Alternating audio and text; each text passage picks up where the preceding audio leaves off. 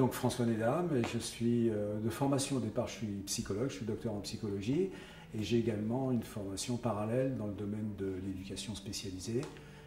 J'ai été éducateur au début de ma carrière, puis ensuite directeur d'un établissement médico-social qui accueille des personnes handicapées mentales, donc travailleurs d'ESAT.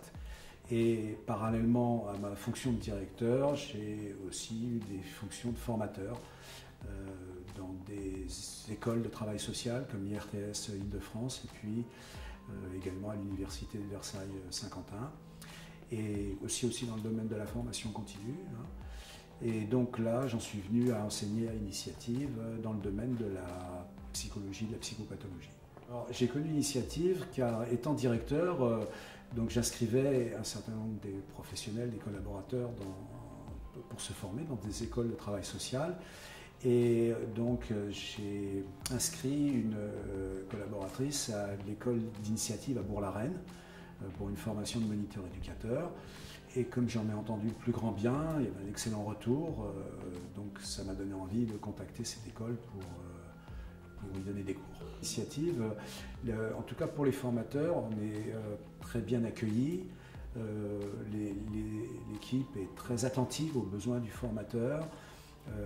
Et donc l'ambiance générale est excellente et donc moi c'est ce que j'ai retenu d'Initiative, cet accueil, cette convivialité, ce cadre qui est bien posé et surtout l'attention qui est portée aux besoins du formateur et des étudiants.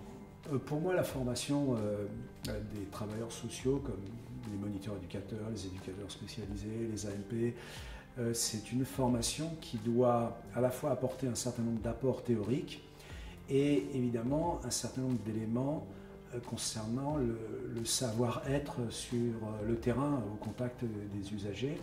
Et la formation telle que je la conçois doit constamment établir un aller-retour entre ces apports théoriques et ces connaissances pratiques de savoir-être, de savoir-faire sur le terrain. Tout ce qui peut faire que les étudiants s'approprient les concepts théoriques qu'on leur apporte et que ces concepts les aident sur le terrain au quotidien, dans l'accompagnement quotidien des personnes, dans leur manière d'être, dans leur manière de réagir de la manière la plus ajustée qui soit aux besoins des usagers. Tout cela est à valoriser et à renforcer. Alors je n'ai pas réfléchi à des dispositifs particuliers, mais les dispositifs d'alternance me semblent tout à fait adaptés et voilà, des choses qui aillent dans ce sens. Le point fort des écoles de travail social, c'est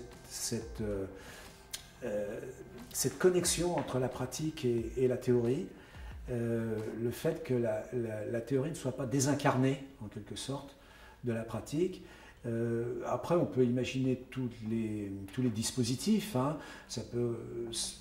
C'est à essayer en tout cas. On peut réimaginer de faire comme dans l'apprentissage, un jour ou 2 jours par semaine, et puis le reste dans l'institution, hein, dans les établissements, ou faire des périodes plus longues, comme c'est le cas actuellement, de stages plus longs. En fait, pour moi, tous les dispositifs sont bons à compter du moment où ils permettent cette articulation entre la théorie et la pratique. C'est une école dans laquelle il est très agréable d'enseigner, dans laquelle on se sent soutenu en tant que formateur. Et je crois que ça retentit sur le reste, quoi. Les étudiants se montrent aussi extrêmement intéressés, sont dans une démarche active de questionnement. Et donc je pense que l'ensemble du cadre favorise cette interactivité.